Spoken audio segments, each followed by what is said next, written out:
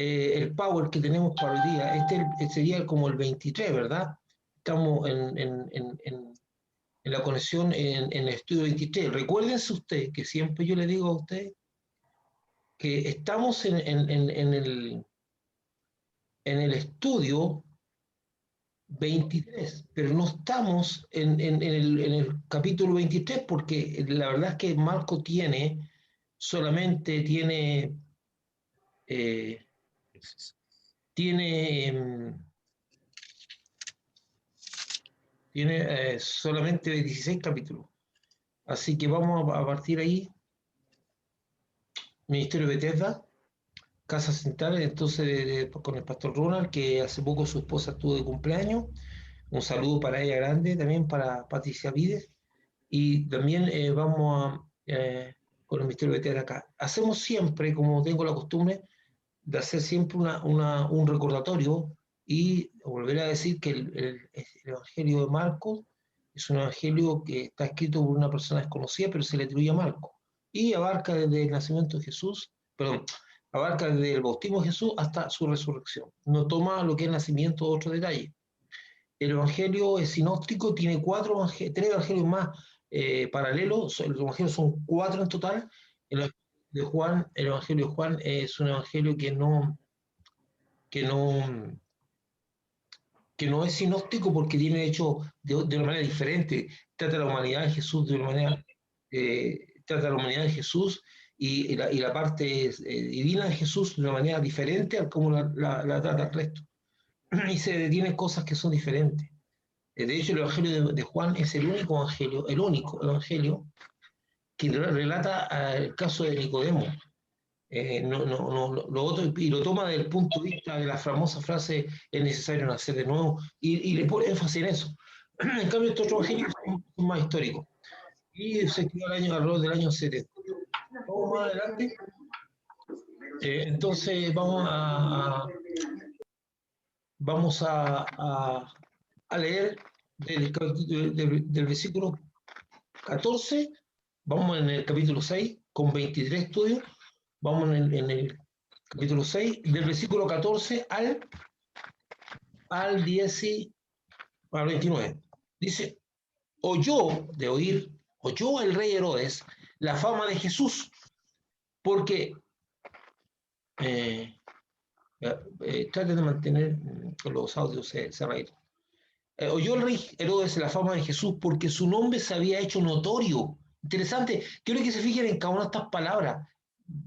Es un español fácil de entender. Dijo: oyó Herodes la fama de Jesús porque su nombre se había hecho notorio, y dijo: Juan el Bautista ha resucitado de los muertos, y por eso actúan en él estos poderes. Otros decían: es Elías, y otros decían: es un profeta o alguno de los profetas. Al oír esto, Herodes dijo: este es Juan. Y escuche esto, cómo lo dice, o sea, es una forma muy fuerte, dice así: este es Juan, el que yo decapité, dice, que ha resucitado de los muertos, porque el mismo Herodes había enviado y prendido a Juan y le había encadenado en la cárcel por causa de Herodías, mujer de Felipe, su hermano, pues le había tomado por mujer. Porque Juan decía a Herodes: no te es lícito tener la mujer de tu hermano. Pero Herodías le acechaba y deseaba matarle y no podía. La palabra acechar es fuerte. ¿Por qué Herodes temía a Juan sabiendo que era? Por favor, ponga atención a esto. Dice que Herodes metió en la cárcel a Juan, y dice: sabiendo que era varón justo y santo, y le guardaba a salvo, y oyéndole se quedaba muy perplejo. ¿Y por qué se quedaba perplejo? Se quedaba tenemos un problema. ¿Me están oyendo, verdad? ¿Me están oyendo? ¿Sí? Ya. Se quedaba muy perplejo, dice. Gracias. Pero venía dice, y lo escuchaba de buena gana. Pero venía un día oportuno en que Herodes, en la fiesta de su cumpleaños, daba una cena a sus príncipes y tribunos y a los principales de Galilea, Entrando la hija de Herodías, danzó y agradó a Herodes y a los que estaban con él a la mesa. Agradó a Herodes y a los que estaban. Y el rey dijo a la muchacha, pídeme, pídeme lo que quieras, y te lo daré. Y le juró, por favor, fíjese, y le juró, todo lo que me pidas te daré hasta la mitad de mi reino. Saliendo ella dijo a su madre, ¿qué pediré? Y ella le dijo, la cabeza de Juan el Bautista. Entonces ella entró prontamente al rey y pidió diciendo, quiero que ahora mismo me des en un plato la cabeza de Juan el Bautista. Y el rey, entristecido mucho, pero a causa del juramento y de los que estaban con él a la mesa, no quiso desecharla. Y enseguida el rey, enviando uno de la guardia, mandó que fuese traída la cabeza de Juan. El guardia fue, le decapitó en la cárcel y trajo su cabeza en un plato y le dio a la muchacha. Y la muchacha la dio a su madre. Cuando oyeron esto, sus discípulos vinieron y tomaron su cuerpo y lo pusieron en un sepulcro. Aquí en este relato hay cosas que son sorprendentes. Yo no sé si esa muchacha era bien normalita o estaba acostumbrada a ver cosas medio extrañas, porque es como para espantarse ver la cabeza de una persona en un plato. Ella lo recibió como que está recibiendo una cabeza de chancho para comérsela, perdón la expresión, ¿verdad? Hay personas que hasta las cabezas de chanchito, las cabezas de cerdo, en la vitrina de las carnicerías les da cosa. ¿Ah? A ella no le hizo nada, agarró la cabeza del plato y se la llevó. Vamos a ver. Entonces dice que los primeros versículos dice que oyó el rey Herodes la fama de Jesús porque su nombre se había hecho notorio y dijo Juan el Bautista resucitado de los muertos y por eso actúan en él estos poderes. Y otros decían, es Elías, y otros decían, es un profeta o alguno de los profetas. Al oír esto, Herodes dijo, este es Juan, el que yo decapité, que ha resucitado de los muertos. Antes de analizar el pasaje, necesitamos conocer quién es el personaje Herodes Antipas, o Herodes Tetrarca, tenía sus dos nombres, conocido como Herodes Antipas o Herodes Tetrarca. Esto viene de una dinastía de Herodes. ¿Qué es lo que es una dinastía? Es una sucesión consecutiva de personas que pertenecen a una misma familia. El significado de Herodes en griego, ¿qué significa Herodes en griego? Dice Herodes significa desciende de héroes. En el nombre de varios, no es hebreo, es en griego esa significancia. Es el nombre de varios soberanos de Palestina y de las regiones circundantes, o de una parte de ella. En el Nuevo Testamento se menciona 3 Herodes y un Herodes Agripa. Herodes el Grande, segundo hijo Idumeo, del Idumeo Antipas, Idumeo. El primero fue Herodes el Grande, el que hizo matar a los niños en los tiempos de Jesucristo, cuando está el nacimiento de Cristo. Después tenemos el Herodes Tetrarca o Antipas, el que estamos tratando ahora, y también tenemos, dice el hijo de Herodes el Grande y de Maltase, esposa samaritana de Herodes. Entonces usted podrá darse cuenta de que Herodes tenía una madre samaritana. El que estamos hablando ahora tenía una madre samaritana que se llamaba Maltase. Era la esposa de Herodes. Esa era la madre del individuo que vamos a hablar ahora, el que tiene que ver con Juan el Bautista. Entonces tenía a Herodes el Grande como padre y a una samaritana como mamá. El rey Agripa I, el que murió por la espada de un ángel, es el tercer Agripa, y Herodes Agripa II era hijo de Herodes Agripa I y bisnieto de Herodes el Grande y hermano de Berenice, con la que mantenía una relación incestuosa y que conocieron a Pablo cuando hicieron una visita al protocolar a Festo, sucesor de su cuñado Félix. Entonces, ¿qué es lo que pasa? Que este Herodes Agripa I tuvo 4 hijos, aquí nomás, 3 nomás, que fue a este Agripa que aparece en el relato cuando Pablo está siendo interrogado, y dice, se presenta con Berenice, y Berenice era su hermana, y su amante, y su, no sé si estaban casados, porque no se puede hacer eso. Y por otro lado estaba Drusila, que también la nombra en la Biblia, y que fue la tercera esposa del procurador romano Félix, el que mantuvo en juicio a Pablo. Aquí una cantidad de uniones medio extrañas, y usted se da cuenta que a todo esto, usted se da cuenta que aquí hay una serie de costumbres, y usted empieza a percatar cómo es el pensamiento de esta gente, para tener relaciones incestuosas, para tener relaciones familiares, para matar, para... Bueno, la Biblia nombra a 4 de estos personajes, partiendo por Herodes el Grande, el que hizo asesinar a los niños en Belén, el cual se relata los acontecimientos con los magos y todo eso. Después tenemos a Herodes Antipas, el que mata a Juan el Bautista. Tenemos a Herodes, o a Agrippa I, el que muere, él muere por la espada de un ángel y se gusana entero. Y después tenemos a Agripa, o Herodes Agripa I, o dos, perdón, que es el que tiene una relación incestuosa con su hermana Berenice y que es conocido por Pablo, juntamente a su hermana Drusila. Bueno, esto le he tratado de mantener porque estos contextos nos sirven a nosotros para entender lo que está pasando. Otro detalle importante, súper importante, es que esta dinastía de gobernantes tenía su origen en Idumea. ¿Qué es lo que era Idumea? Edom. Edom o Idumea. De hecho, la Biblia habla de los hijos de Edom. Y aquí vamos a entender cuando la Biblia dice incluso Edom, a Edom se le llama a Esaú. A Esaú se le llama Edom.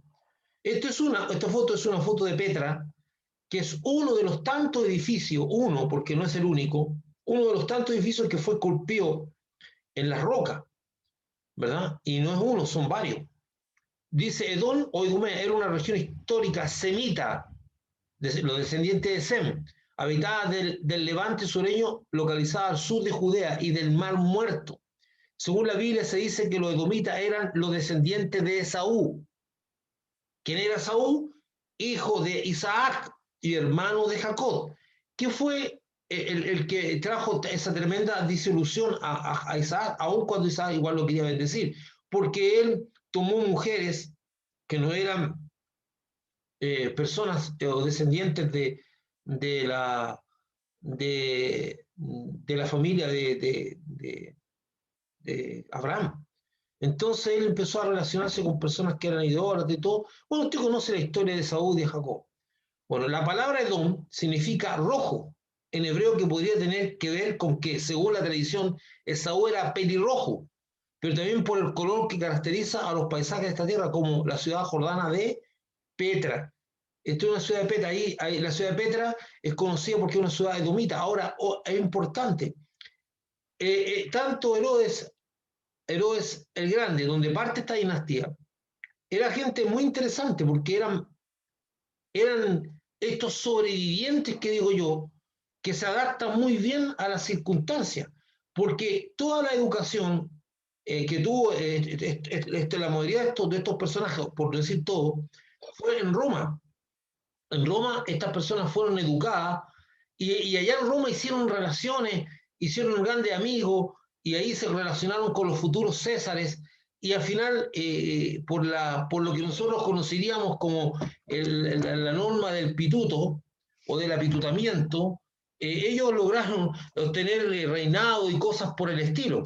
Entonces, ¿qué es lo que estas personas que estamos hablando acá tenían una relación, una relación, no, una relación fuerte con los romanos, pero también culturalmente, si usted se da cuenta culturalmente, ellos tenían una relación y una simpatía con todo lo que tenía que ver con los judíos. Sin embargo, los hijos de Edom, los hijos de Saúl, combatieron duramente, fueron muy duramente con los israelitas cuando venían de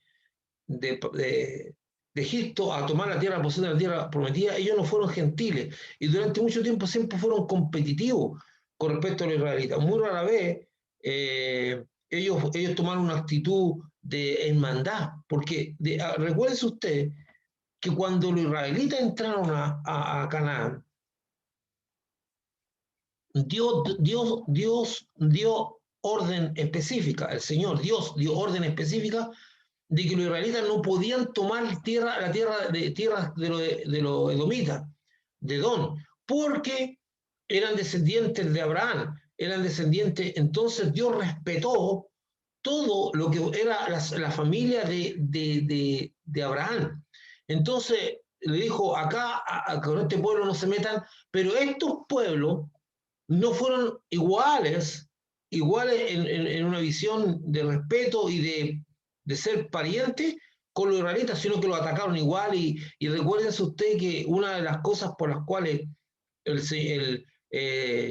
Dios ordena a Saúl atacar un determinado pueblo y exterminarlo a todos, incluso a su rey, era porque era la retribución, después de tantísimos años, después de haber pasado muchos años desde que el pueblo israelita se instaló. Es interesante, Dios decide hacer juicio contra ese pueblo. ¿Por qué?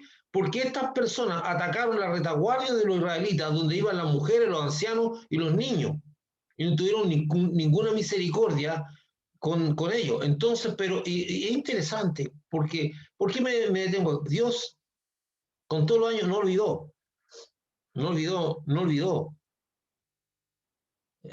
Dios es justo, hermano, y Dios no olvida nada. Dios no olvida nada.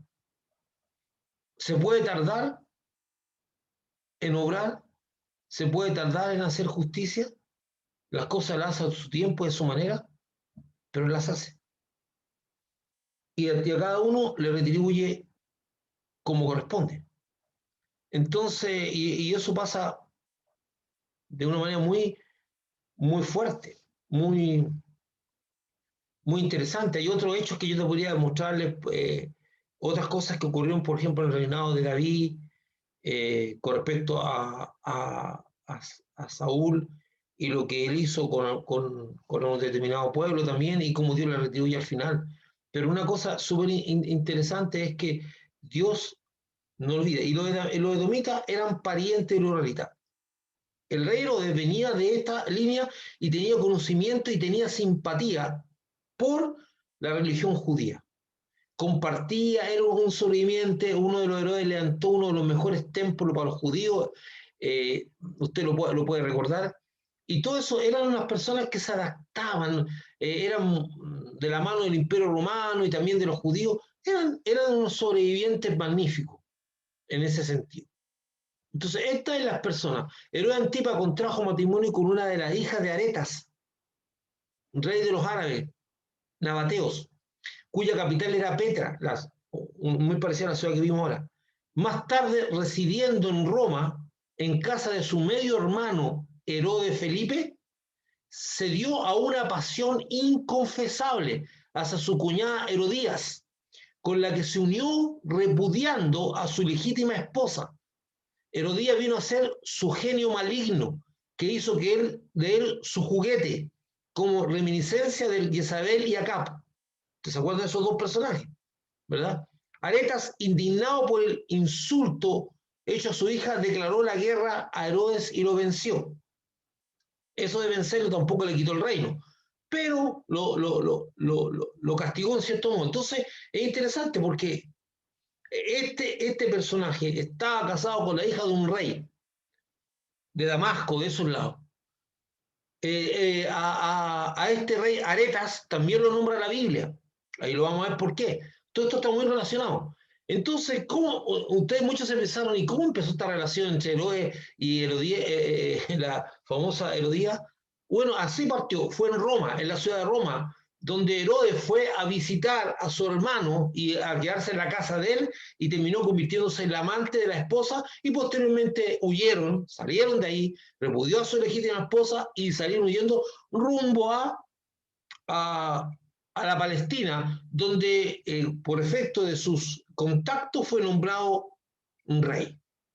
Entonces, y este hombre se convirtió en un juguete, dice ahí, como lo fue acá para Jezabel. Acuérdense que Jezabel también fue una asesina, Si usted no se acuerda, la viña de Nabot, cuando hizo todo un plan para asesinar a Nabot, para apoderarse de la viña, porque acá le había encantado esa viña y la quería para él, y Nabot no se la quiso vender, y entonces la Jezabel, que era una mujer muy especial, hizo todo un plan para matar.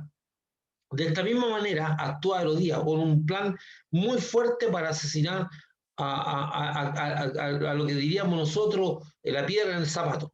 Entonces, así se generó esta relación, digamos, adúltera entre Herodes y Herodías. Se generó en Roma, en la casa de su hermano, ahí partió la cosa y terminaron trasladándose a Palestina. Herodes Antipa contrajo matrimonio con una de las hijas de Aretas, rey de los Árabes novatos, cuya capital era Petra. Más tarde decidiendo en Roma, bueno, ahí está lo que Herodías vino a ser su genio maligno también, perdón. Herodes no conoce a Jesucristo, pero sí Jesucristo conoce. Ahora, a todo esto quiero hacerle un alcance. Este señor, mire, aquí está, dice, Herodías vino a ser un genio maligno que hizo de su juguete, como reminiscencia de Isabel, y acá, Areta, indignado, dice, lo atacó, y lo que leímos. Areta era el rey cuyo gobernador de Damasco quiso prender a Pablo cuando fue bajado en una secta por el muro de la ciudad. Recuérdense que Pablo está en Damasco y relata que él mismo relata que lo tuvieron que tirar por la ventana del muro porque lo querían prender, y no solamente prender, prácticamente quería asesinarlo. El gobernador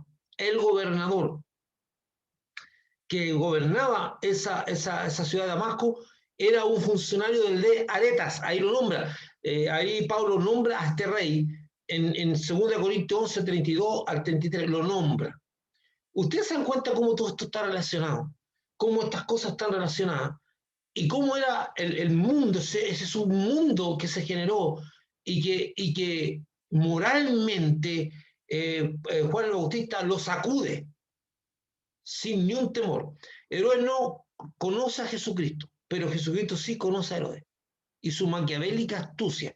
¿Qué es lo que es maquiavélico? ¿Qué es lo que es algo maquiavélico? Algo maquiavélico es aquello que en cierto modo se sustenta en la filosofía de Maquiavelo. Maquiavelo era un personaje muy ligado a los Medici, a Roma, en la época medieval, y este tipo llegó a tener un pensamiento que dice, si tú tienes un objetivo, no importan los medios que uses para lograr ese objetivo. Entonces me das cuenta, si tienes que matar, mata, si tienes que robar, roba, si tienes que mentir, miente, o si tienes que ser gentil, pero no importa el medio que uses para lograr su objetivo.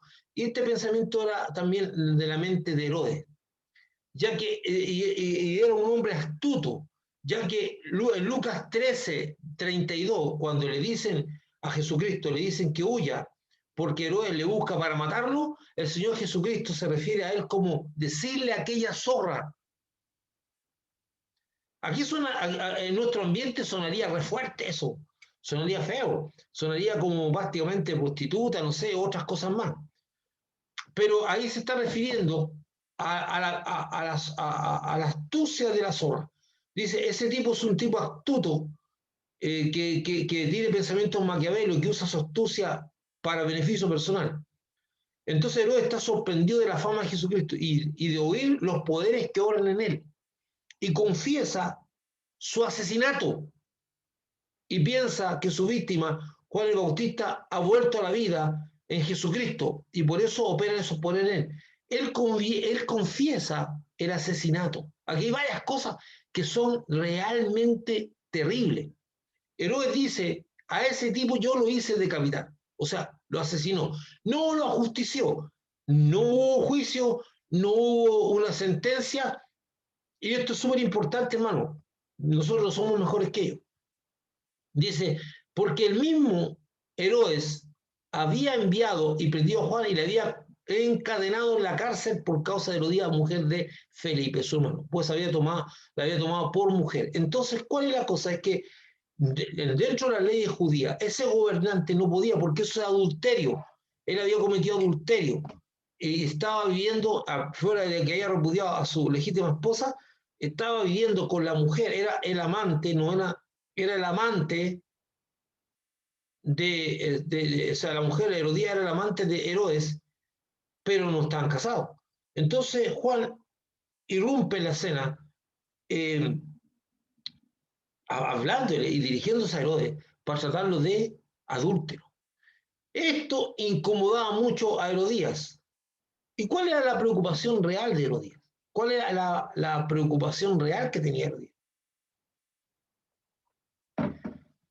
La preocupación real que tenía Herodías era que ella no podía tener una vida normal ni podía salir del palacio, porque con las acusaciones graves que tenía Juan contra ella, lo más probable es que en un momento se pudiera juntar una parte del pueblo, agarrar el carrito donde ella la transportaba, sacarla para afuera, llevarla a un lugar y apiedrarla. Y los judíos no les importaba si ella era una hija de un príncipe o nada, lo iban a hacer. Entonces, Juan el Bautista estaba atizando ese fuego. Pero realmente Juan el Bautista no está atizando el fuego ese, ni está esperando. Lo que está haciendo es hacer una reacción moral, porque él está preparando el camino. Cuando el Señor dice que Juan el Bautista debe preparar el camino, cuando la palabra, ¿qué es preparar el camino? ¿Qué significa preparar el camino? ¿Por qué dice enderezar su senda, preparar el camino? El pueblo israelita estaba sumido en la más profunda indiferencia espiritual. Estaban muertos, casi muertos. Nadie le importaba nada, de hecho, a nadie le importaba si había adulterio, si había mentira, nada le importaba a nadie. Entonces, Jesús no podía llegar a un ambiente tan frío, tan carente de preocupación espiritual. Entonces Juan el Bautista, con un estilo muy especial que él asumió en este apartado, porque era un hombre santo, pues era un hombre apartado, empieza a remecer los cimientos de la sociedad, porque él empieza a decir a los israelitas que tienen que arrepentirse y bautizarse, y lo empieza a bautizar y empieza a generar una expectativa espiritual donde no había nada, nada de nada, un lugar muerto. Por otro lado, empieza a través de lo que pasa con Herodías, empieza a recordarle al pueblo las leyes y empieza a generar una efervescencia espiritual, una predicación, empieza a anunciar el reino. La Biblia nos habla más profundamente cómo era ese anuncio del reino, pero el primero el que anuncia el reino de los cielos se ha acercado. Y cuando y hay enseñanzas bien especiales porque él empieza a remecer. Tanto llega este sacrificio que hace Juan, muy fuerte en su predicación, que en un momento dado llega gente de distinto tipo a hablar con él. Llegan soldados y le dicen, ¿qué tenemos que hacer? O sea, la gente está necesitando orientación espiritual para enfrentar su vida. Y esa necesidad la genera Juan el Bautista. Él genera en su ministerio entonces llegan soldados, llegan acá, llegan personas, llegan sacerdotes y llegan fariseos que hipócritamente miran nomás y no tienen reacción mientras las demás personas comunes y corrientes se bautizan y se arrepienten de sus pecados. Esta gente mira a distancia sin querer hacer nada. Y yo le estoy recordando algunas cosas que son súper importantes. También le recuerdo que cuando Jesucristo es confrontado con algunas preguntas, él contesta y dice, yo también te haré una pregunta, ¿el bautismo de Juan era del cielo o era de los hombres? Entonces empieza la disyuntiva, porque dice que el pueblo tenía a Juan como profeta, entonces ellos decían, si era de los hombres, estaba invalidando todo el ministerio de Juan, no puede. Y si decía que era del cielo, ellos dicen, ¿por qué no lo aceptaron? O sea, estas personas tenían una claridad, y ahí es donde Juan le dice que Dios puede levantar hijos aún de las piedras. O sea, cuando dice eso, Juan es un hombre que demuestra una fe tremenda. Entonces, vamos sacando alguna enseñanza. Entonces, la mujer esta Herodía ha participado de esto. Mire, no sabemos cómo se generó más profundamente. A todo esto, la hija de Herodía es sobrina de Herodes. Es sobrina.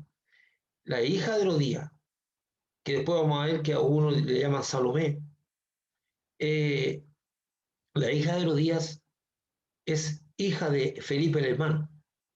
Entonces, miren lo que dice Juan, porque Juan decía a Herodes, no te es lícito tener la mujer de tu hermano. Dice, Herodías le acechaba y deseaba matarle porque le incomodaba socialmente. El hombre muy valiente, porque tenía a Juan, y dice, pero no podía. ¿Por qué no podía? Porque lo único que podía darle orden de muerte a Juan, el Bautista, era Herodes. Y mire lo que dice, por favor, dice, Herodes temía a Juan. ¿Y por qué le temía? Sabiendo que era varón justo y santo. O sea, era un hombre justo y santo que fue a dar a la cárcel. Y escuche esto, en la cárcel no solamente lo tenían metido dentro de un cuarto con barrote, sino que además lo tenían engrillado, lo tenían ahí metido. Entonces la vida se le hacía insoportable a ese preso. Juan, Herodes, sabiendo que Juan era un varón justo y santo, apartado, lo metió a la cárcel. Solamente por complacer el capricho de una mujer que se sentía tremendamente incómoda. Y esto, aquí vamos a sacar algunas enseñanzas. Muchas personas hacen cosas, incluso dentro del pueblo cristiano, hacen cosas incorrectas o permiten cosas que no son correctas por agradar a otros, porque se sientan bien con otros, porque no tienen la fortaleza y las convicciones profundas para decir esto no es correcto. Por complacer, por mantener tal vez una vida de paz, una comunión, una tranquilidad, entre comillas, de convivencia supuestamente matrimonial. Herodes complació a esta mujer, a Herodías, y metió a Juan en la cárcel, sabiendo, escuche esto, sabiendo que Juan era un hombre justo y apartado. No había delito en Juan, no había razón para meterlo en la cárcel, él lo metió a la cárcel. La pregunta es, oh, qué horror, y vamos a hacer lo mismo que dice Pablo en Romanos, oh, qué horror, cómo eran estas personas. Y la pregunta dice, allá, ¿acaso tú no haces lo mismo? ¿Acaso nosotros algunas veces por complacer a personas o complacer a instituciones o por complacer o mantener supuestamente una paz o mantener, aceptamos cosas que sabemos que no son correctas? Bueno, ahí está. Es súper importante eso que Dios a través de la enemistad y hasta odio que tenía Herodías hacia Juan ejecuta su plan y que el mismo Juan Bautista proclama en Juan 3:3. Es necesario que él crezca, pero que yo mengüe. Por favor, ese texto es el único texto que habla de esto. No es al revés. No es al revés. Si usted lo dice al revés, le cambia el significado al texto. No, la gente dice, es necesario que yo mengüe para que él crezca. La gente dice, es necesario que él mengüe para que yo crezca. El texto no dice eso. Dice, es necesario que él crezca, pero que yo mengüe. Primero crece y después mengua. Esto es una revelación espiritual. Este texto, me voy a tomar un minuto para explicar la revelación espiritual que hay ahí en este texto. El orden de cómo está planteado esto es súper importante. Dice que primero él crece y después yo menguo. Entonces, muchas veces los cristianos luchan consigo mismo para automenguarse, para que Cristo tenga más cabida en mí. Entonces yo me automenguo, o ya terminé y digo, es necesario que yo mengue para que Él crezca, que es lo que plantean las personas. Yo mengo y Él crece. Eso es innatural. Innatural. ¿Por qué innatural? Desgasta los nervios, desgasta el alma y desgasta el cuerpo. Tratando de luchar con mi naturaleza pecaminosa, tratando de luchar con mi carnalidad, mi voluntad, que soy voluntarioso, mi voluntad contraria a Cristo. Yo trato de someterme a mí para que Cristo vaya creciendo. Eso es innatural, porque eso desgasta. En cambio, no debo estar preocupado en que yo mengüe, debo estar preocupado en que Cristo crezca en mí, a través de la oración, a través del estudio de la palabra, no preocupado de cómo yo voy cambiando. Entonces, ¿qué es lo que ocurre? Es por un hecho natural. Esto es así de simple. Si usted escuche esto, si usted tiene un vaso o tiene usted una botella o un recipiente que lo tiene, por decirle algo, lo tiene con vino y usted le empieza a echar agua, por una cosa, mientras más agua eche, va a ir saliendo el vino, va a ir reemplazándose el vino por el agua y va a ir cambiando hasta de color, poniéndose más claro, hasta que ya prácticamente no va a quedar nada de vino. Y la otra posibilidad es que usted pesque y se ponga a vaciar el contenido para poder echarle olor. Bueno, en lo que plantea eso es, Juan, es, mientras yo tengo que preocuparme de que él crezca, porque eso va a producir un efecto que yo mengue. Un pequeño paréntesis, no tengo más tiempo para hablar de esto porque no es el tema, pero el texto es necesario que él crezca para que yo mengue. De hecho, hay una canción que dice menguar para que Cristo crezca en mí. Está dicho al revés. Dice menguar para que Cristo crezca en mí. No, Cristo crece en mí y yo, por consecuencia, menguo. Es más fácil construir que destruir.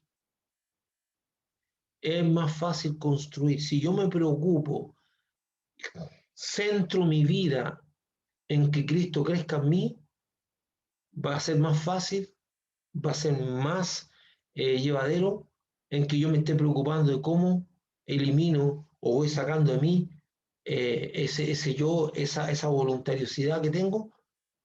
Bueno, Juan tenía muy claro que él tenía que llegar mientras Jesús crecía, él iba a disminuir. Y este menguar terminaría en la muerte del mismo Juan. Lo tenía claro, sabía que eso iba a ocurrir, no podían tener los dos ministerios simultáneamente. Uno se tenía que terminar. Y era imposible que Juan pasara a la reserva porque tenía seguidores que le iban a seguir sí o sí. Entonces el destino de Juan estaba bien determinado por Dios. Juan terminaba el propósito por el cual Dios lo trajo a este mundo, lo preparó en el vientre de su madre Elizabeth y que lo tomó como profeta. Terminaba ese proceso y Juan era llevado por Dios, sacado de acá. Ahora, Dios puede haber sacado a una persona de muchas maneras, como que se pudo haber quedado dormido, o como que pudo haber venido un carro como lo hizo con Elías, pero Dios aprovechó o tomó estas circunstancias y las usó para dos cosas. Dice, y el ministerio de Jesucristo y el de Juan el Bautista no podían permanecer en forma paralela, ya que Juan solo prepararía el ambiente espiritual para el ministerio de Jesús. Propósito. También Dios permite que la muerte de Juan el Bautista sea ejecutada por personas que son expuestas en su pecado e iniquidad, ya que Juan es encarcelado sin haber acusación de delito en su contra, sino respondiendo al acecho de una mujer que lo quiere matar para evitar ser expuesta en su adulterio. Estas personas están maquinando, entonces Dios dice, bueno, ellos van a hacer lo que saquen de este mundo a Juan, para que copen la copa de maldad que hay en ellos. Entonces Dios, porque Dios, como digo, podía haber sacado a Juan el Bautista de otra manera de este mundo. Herodes y también Herodes saben que Juan es un varón justo y santo, y por eso su pecado es mayor al consentir la prisión de Juan el Bautista y su posterior muerte, que el mismo Herodes reconoce haber hecho ejecutar. Muchas veces el no ir, pero el no ir desarrollando el carácter de Jesucristo y el no vivir por convicciones puede que nos lleve a aceptar cosas que sabemos que están mal y que son contrarias a Dios. El temor a Dios debe estar siempre por sobre el temor a los hombres. El temor a Dios debe estar siempre por sobre el temor a los hombres. Esto es una cosa súper importante. Por eso Juan dice, el Señor Jesús dice, ténganle más temor a aquel que puede destruir tu cuerpo y tu alma que a los hombres. Muchos creyentes malentienden algo que voy a tratar de ver si se lo puedo explicar bien acá. Muchos creyentes malentienden lo que es, en cuanto dependa de vosotros, estad en paz con todo el mundo. Sí, hay muchas creyentes que hacen vista gorda, oídos sordos, y son partícipes de injusticia porque dicen, no, no, ¿para qué voy a hacer esto? O yo permito estas cosas, o sencillamente estimulamos ciertas cosas que no son. Y sabiendo que estamos haciendo mal, sabiendo que lo que se está haciendo no es correcto. Entonces, ahí es donde nosotros tenemos que estar claros. Por mantener la paz con personas, voy a ceder a las demandas de Dios. ¿Qué me importa más? ¿Qué pesa más en mi corazón? Entonces, el temor de Dios debe estar siempre por sobre el temor a los hombres. Pero venido un día oportuno en que Herodes, en la fiesta de su cumpleaños, daba una cena a sus príncipes y tribunos y a los principales de Galilea, entrando la hija de Herodías, danzó y agradó a Herodes y a los que estaban con él en la mesa. Por favor, leamos bien esto, porque esta danza y esta situación del cumpleaños de Herodes se ha prestado para hacer todo tipo de interpretación humana. Dice, esta situación de esta dancita que hizo esta niña, esta muchachita, no solamente agradó a Herodes, sino que a todos los que estaban con él a la mesa. Y el rey dijo a la muchacha, bueno, se sintió como orgullosa, mi sobrina, no tengo idea, y dijo, pídeme lo que quieras y yo te daré. Y mire lo que dice el 23, y le juró, todo lo que me pidas te daré hasta la mitad de mi reino. Eso significa que ese hombre comprometió su palabra en juramento para complacer a la muchacha. Saliendo ella dijo, como la muchacha era una muchacha que estaba en un plan coordinado con su mamá, salió y le dijo que le pide. Y ella aprovechó ese instante para terminar su conspiración. Dice, la cabeza de Juan el Bautista. Entonces entró prontamente al rey y pidió diciendo, quiero que ahora mismo me des en un plato la cabeza de Juan el Bautista.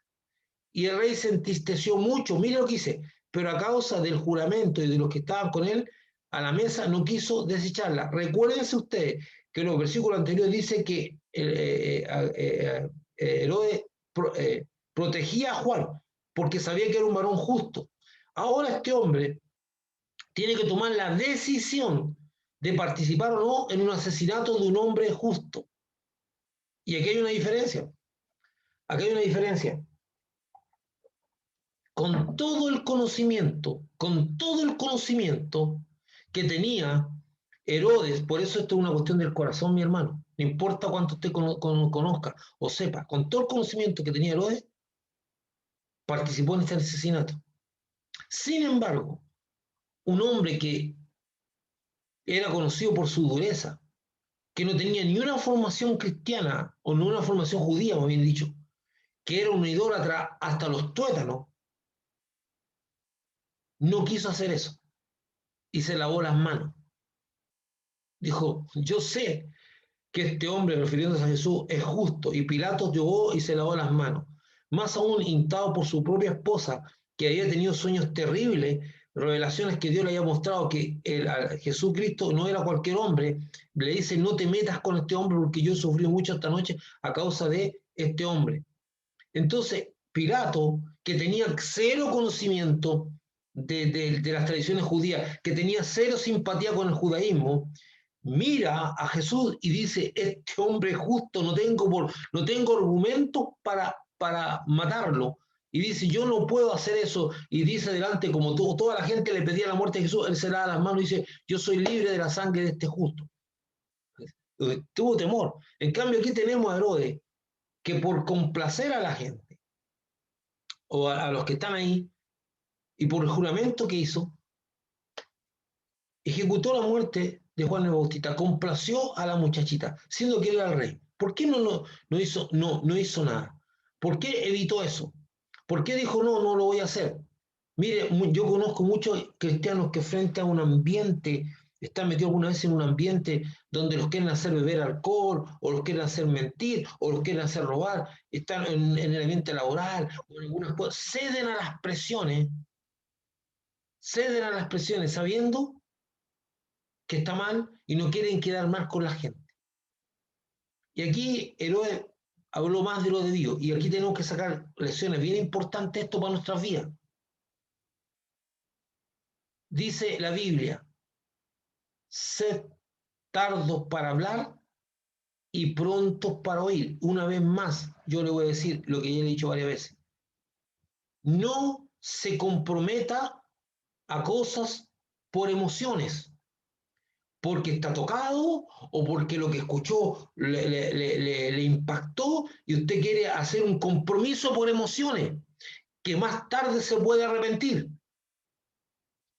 No haga nunca eso, por más que su emoción. Entonces, Herodes, en medio del jolgorio, en medio de la celebración, la, se comprometió a algo que más tarde le pesaba. Muchas veces hay muchos cristianos que por la manipulación, perdone lo que voy a decir, pero es lo que yo he visto, por la manipulación de algunos hombres, entre comillas, de Dios, donde le piden ayuda material o algunas cosas, o sencillamente la persona ve una necesidad y sin haberlo meditado harto, dice, bueno, yo me comprometo a ir a tal lugar tal día, o yo me comprometo con una ofrenda, o yo do, y se comprometen, y algunas veces no llegan nunca al lugar porque después se dan cuenta que no tenían tiempo, o que, o que tenían hijos, que no podían dejarlos solos, o cualquier cosa, no sé, pero se comprometieron, y mi palabra es válida. Entonces, esto nos enseña, porque después el héroe estaba súper afligido y no hallaba cómo sacarse el problema de encima, porque iba a asesinar a un hombre justo y santo, apartado. Dice, y el rey se entristeció mucho, pero a causa del juramento y los que estaban con él a la mesa, no quiso desecharla. Mire la razón, porque dio un juramento y porque la gente lo tenía, todo, yo me imagino que todos mirándole, ¿qué va a hacer? ¿Qué va a hacer? Entonces, vamos a estudiar este texto mirando eso. ¿Cuántas veces usted se ha comprometido a algo que después le ha pesado? ¿Y por qué dije esto? ¿Por qué me comprometí a esto? Bueno, y enseguida dice, el rey enviando a uno de la guardia mandó que fuese a traer la cabeza de Juan. El guardia fue, le decapitó en la cárcel y trajo su cabeza en un plato y le dio a la muchacha, y la muchacha la dio a su madre. Cuando oyeron esto, sus discípulos vinieron y tomaron su cuerpo y lo pusieron en un sepulcro. La hija de Herodías, la cual la Biblia no dice su nombre, aunque el historiador judío Flavio Josefo la identifica como la hija de Felipe, esposa de Herodías y hermano de Herodes, que tenía por nombre Salomé, y por lo tanto era sobrina de Herodes. El que le da, que dice que corresponde a Salomé, que es un hecho histórico, es Flavio. Por eso la gente dice que se llama Salomé, realmente se llama Salomé. Aquí necesitamos aclarar que el nombre Salomé aparece 2 veces en la Biblia durante la crucifixión y la resurrección de Jesucristo. Y lo encontramos en ese mismo evangelio, o sea, el evangelio de Juan, que estamos estudiando. Algunos piensan que se trata de la hija de Herodías, que se habría convertido al Señor, pero no es así. Son dos personas diferentes. No tiene nada que ver con Herodías. Salomé es la forma femenina de Salomón. O sea, Salomé significa mujer sabia. Galilea, o mujer de paz.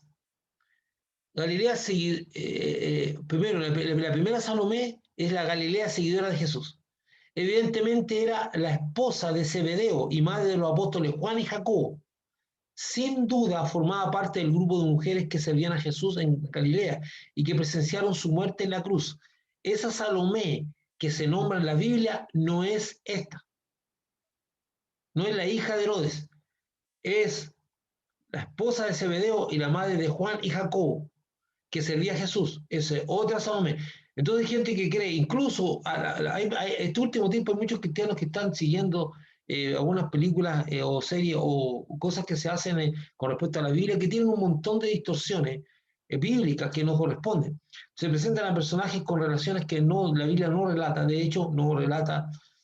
Y algunas veces, más de una película, si usted ve esas películas de antaño sobre la vida y la muerte de Juan el Bautista, la vida de Jesús, y el baile de Salomé, muestran después que Salomé estaba súper arrepentida y quiso ser seguidora de Jesús. Eso no está dotado en la Biblia. No digo que sea cierto o que no sea, pero no es lo que dice la Biblia. Entonces, cuando se refiere a Salomé, no es la Salomé esta que tiene que ver con Herodías. Ahora, la hija de Herodías también se llama Salomé por parte de su primer marido, Herodes Felipe. Danzó ante Herodes Antipa. Su nombre no se menciona en el Nuevo Testamento, pero Josefo la identifica. Siempre se ha dado una imagen de una situación lujuriosa a la danza de la hija de Herodías y la actitud de Herodes. Siempre se presenta en los cuadros, en las películas, como que Herodes tenía un deseo lujurioso por la muchacha y que lo que hoy ocurrió ahí fue una acción lujuriosa, porque es el cuadro que se presenta por la gente que hace película o por algunas personas. Entonces, el fondo de esto es, la Biblia habla de una acción lujuriosa, habla de que eso fue así, motivado por la lujuria o todo. Mire, yo leí los evangelios paralelos. Mire, eh, lo leo. Entonces, lo único que dice es así, el versículo 22, entrando la hija de Herodes, danzó y agradó a Herodes y a los que estaban con él a la mesa. Eso es todo lo que se dice. Usted lee los otros evangelios y no aporta más. No dice que todos están con una visión lujuriosa, puede haber sido así, no lo sabemos, pero no dice que a partir de una situación lujuriosa, que es lo que se presenta generalmente en esto. ¿Y por qué digo esto? Porque siempre se justifica la acción de Herodes después con el asesinato. Herodes fue un asesino cruel como lo fue su padre, que mató a los niños. Es un asesino que no le importó nada. Era un hombre sin piedad, impío. Entonces, ese cuadro de la muchachita, entre comillas, lujuriosa y el hombre lujurioso para explicar muchas cosas no está en la Biblia. Recordemos que porque entonces le puede decir, es que esa lujuria le nubló la vista al hombre. No, el hombre estaba plenamente consciente de lo que estaba haciendo. No es que él perdió la cabeza por la mujer, no, él no perdió ninguna cabeza por ninguna mujer. Él hizo todo conscientemente, es un asesino que asesinó a un hombre justo, a un hombre inocente, conscientemente. De hecho, lo quiso librar un tiempo. Remón que era el festín de cumpleaños de Herodes y probablemente el efecto del alcohol haya hecho que Herodes hiciera un compromiso público después de terminada la danza y era darle como retribución a la muchacha lo que ella pidiera, su bocota o nuestra bocota, que alguna vez se nos traiciona. La hija de Herodías, dirigida por su madre, le pide la cabeza de Juan el Bautista en un plato. Es en ese instante en que Herodes se da cuenta de su error, de hacer una promesa, hacer un juramento a la ligera y trata de revertir la situación. Sin embargo, él es un rey que le preocupa mucho su imagen pública y no da marcha atrás y da la orden pública de asesinar a Juan el Bautista. Siempre, siempre hay un momento de volver atrás. Siempre hay una oportunidad que nos da Dios de volvernos. Siempre las cosas tienen un costo. El costo de seguir adelante haciendo lo contrario a la voluntad de Dios, como el costo de parar. Las personas viven anhelando que las eh, consecuencias de sus decisiones no lo afecten o lo afecten lo más mínimo. En toda decisión de la vida hay un costo. Puede ser pequeño, mediano, grande, hay un costo. Cuando usted decide parar algo, cuando un hombre que está metido en el tráfico de droga hasta el cuello y tal vez más arriba de la cabeza, y decide parar y no quiere seguir en eso, hay un costo. A alguien no le va a agradar, a lo mejor lo van a querer matar, hay un costo. Y si sigue adelante lo mismo, también tiene un costo de que un día sea tomado preso, vaya a la cárcel o lo maten también. O sea, en toda cosa, cuando usted decide parar algo, hay un costo. Y usted tiene que evaluar cómo va a ser ese costo. Entonces, Herodes decidió complacer a la muchacha en función de los que estaban ahí antes de parar ese asesinato. Decidió complacer a la muchacha. La pregunta que nos tenemos que hacer nosotros aquí en nuestro corazón es, ¿actuamos nosotros así algunas veces? Por ser complaciente con las personas, permitimos o hacemos cosas que no corresponden. Algunas veces no nos está mirando nadie. Y ahí nosotros estamos haciendo cosas que no corresponden, o sea, permitiendo que la gente tome o haga cosas que no son buenas para agradar a las personas, para aparentar o para... muchas veces nosotros vivimos cuidando una paz que la paz, la verdadera paz la produce el Señor, no la producimos nosotros, nosotros no somos productores de paz, nosotros no producimos paz, por eso Jesús dijo, la paz os dejo, mi paz os doy, yo no la doy como el mundo la da. Porque la paz que produce Jesús es una paz interior que contagia de adentro hacia afuera. No, la paz exterior es un ambiente. Tú puedes tener paz en el exterior y tener una tremenda desesperanza interior. El ambiente no determina lo que yo estoy viviendo interiormente. Eso tienes que tenerlo claro. Lo que tú estás viviendo interiormente está gobernado por Jesucristo. Si tú quieres encontrar estabilidad, o quieres encontrar la paz, o quieres encontrar una vida plena, algo que te satisfaga, no es cambiando el ambiente, no es teniendo una excelente relación familiar con tu esposa, eso es bueno, no digo que sea malo, teniendo una excelente relación con tus vecinos, todo eso es bueno, pero eso no te asegura paz interior, te asegura un ambiente agradable, pero no paz interior. El único que produce una paz interior es Jesucristo.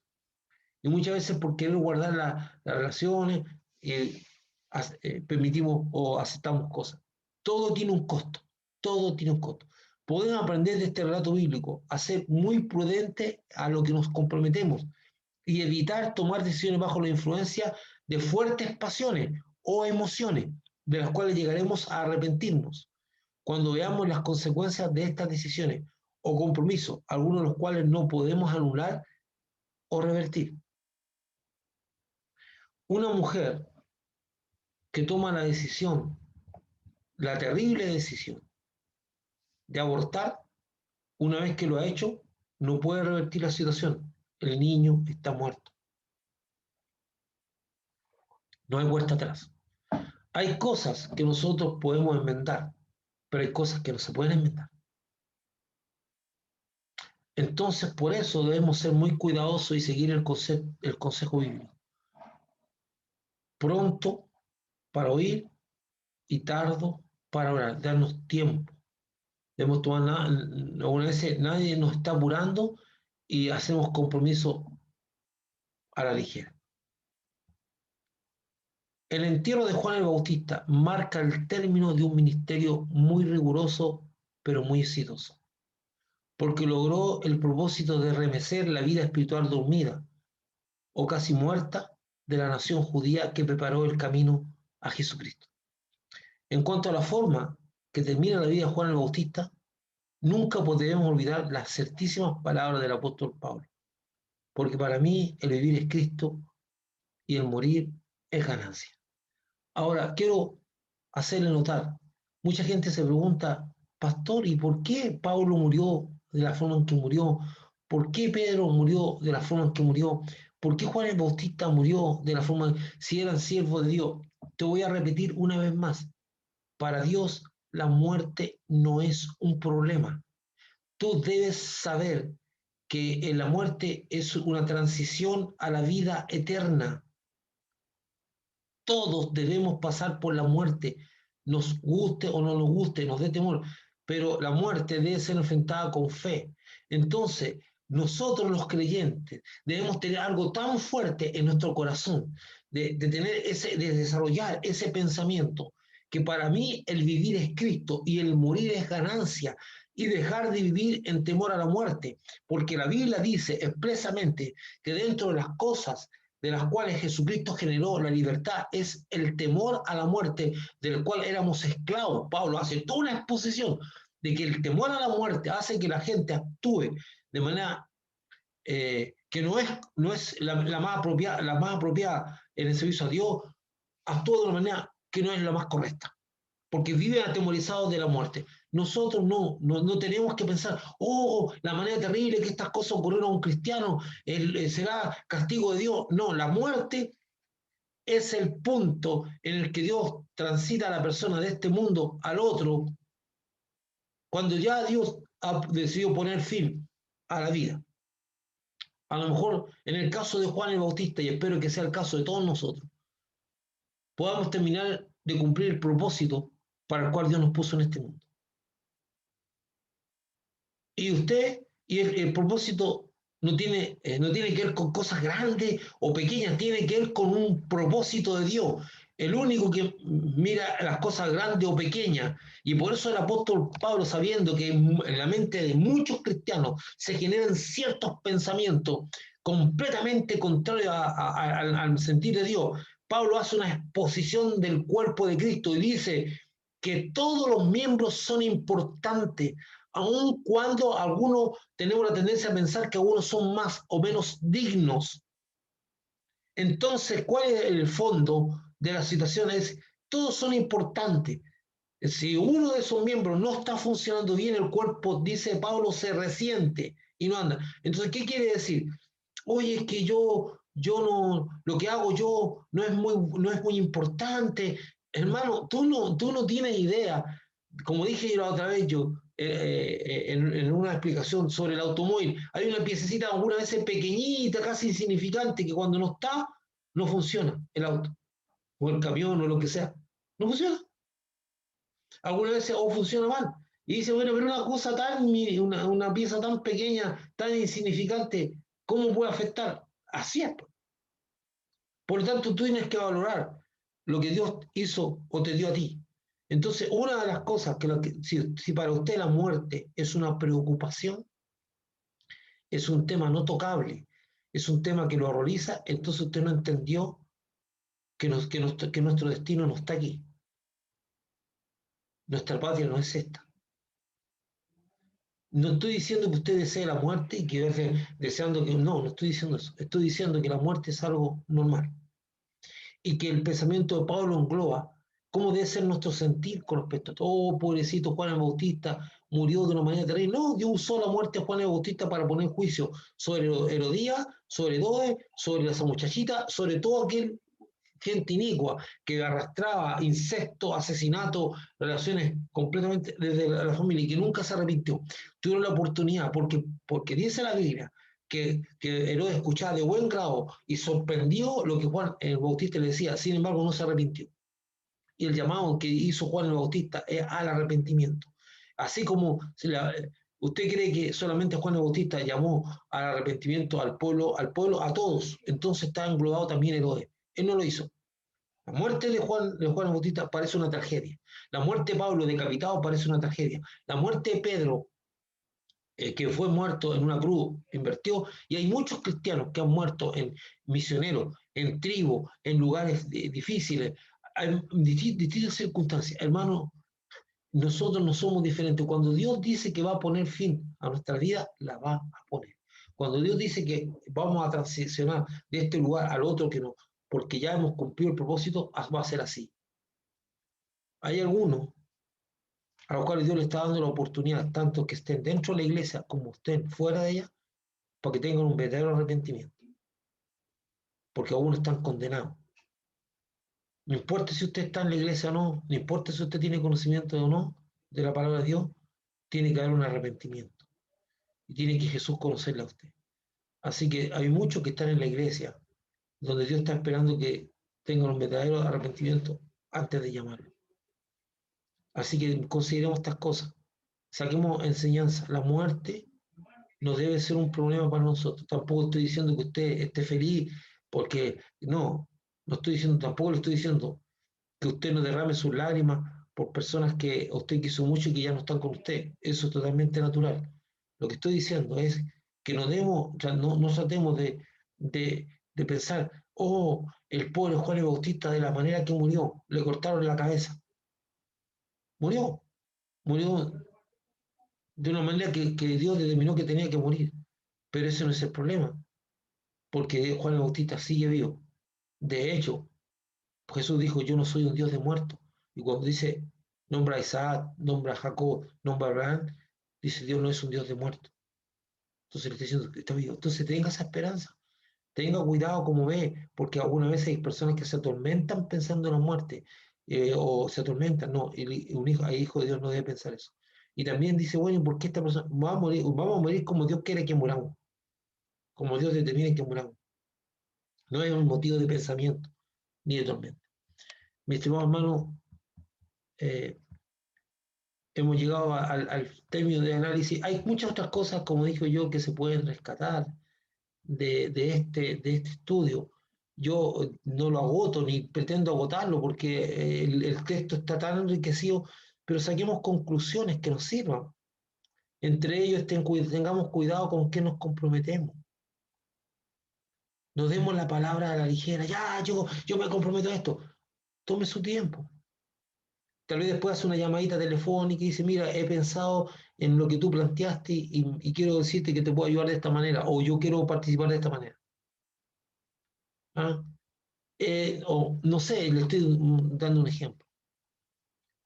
O también eso de pensar, oye, ¿por qué Dios no protegió a estas personas?